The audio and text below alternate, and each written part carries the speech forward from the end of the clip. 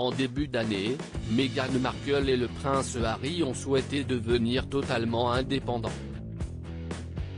Pour cela, ils ont déménagé aux États-Unis, loin du protocole royal. S'ils ont rencontré quelques soucis en raison de leur manque d'expertise en termes de communication, il semblerait que le problème soit finalement réglé. Le compte Twitter @Prouikul a annoncé ce vendredi 13 novembre, le couple royal a nommé une nouvelle chef de communication et une attachée de presse, deux personnes qui ne sont pas inconnues du grand public.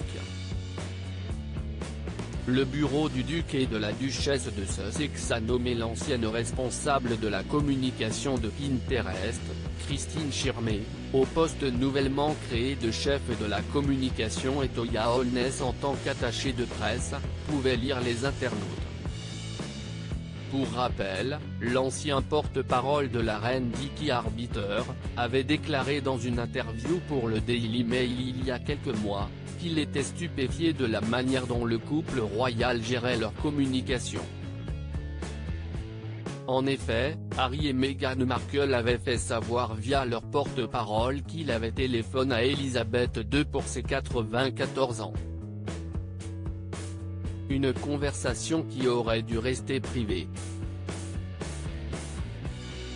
Un hommage respecté par le couple si Meghan Markle et son mari ont souhaité déménager aux États-Unis en début d'année, ils n'ont pas oublié les célébrations du Remembrance Sunday, le dimanche du souvenir en français, qui commémore les soldats tués lors de la Première Guerre mondiale.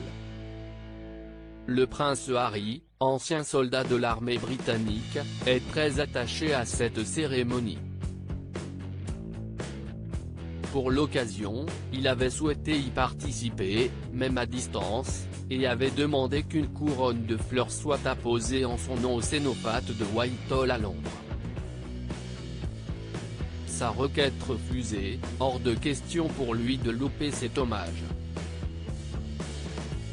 S'y est-il donc accompagné de son épouse qu'il s'est rendu au cimetière national de Los Angeles pour fleurir les tombes des deux soldats du Commonwealth, ainsi que l'obélisque qui fait office de monument aux morts.